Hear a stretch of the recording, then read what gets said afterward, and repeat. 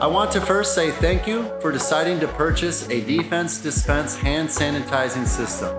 Thank you for trusting us to protect your people. If you're having troubles with your Defense Dispense system, there are two main areas where you will see issues: the electrical circuit or the flow of sanitizer. First thing is to confirm that you have power. There are two ways of doing this depending on the model you have chosen. If your system has an LED light near the sensor, you can check if the LED light turns on as soon as you plug in the battery or wall power supply. If your system does not have an LED light, the easiest way to check for power is to listen closely for the pump while placing your hand under and as close to the sensor as possible. Try slowly triggering the sensor a few times. If you don't hear the pump, receive a dispense of sanitizer, or see the LED light, your power is likely not properly connected or there is an electrical component malfunction. Let's rule out the power connection. Locate the dispenser power plug, which may be on the inside or outside of your stand.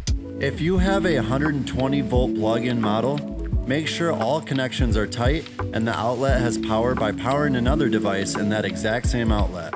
If you have a battery-powered model, first check to make sure the battery is fully charged.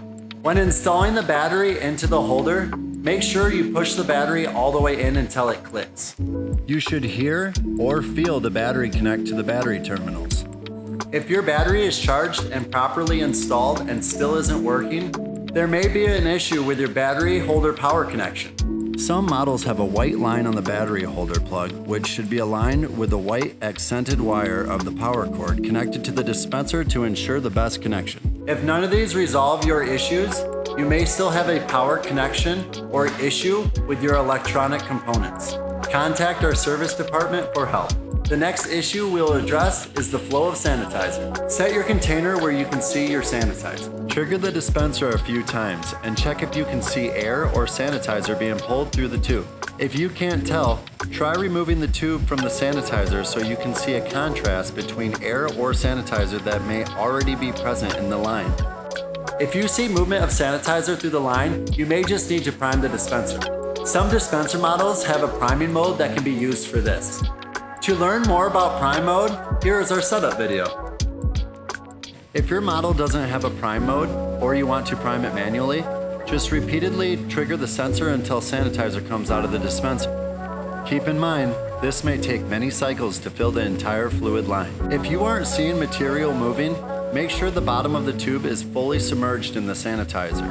Make sure all connections are tight, and check for any visible bends, kinks, or cuts in the tube that would cause a loss of suction.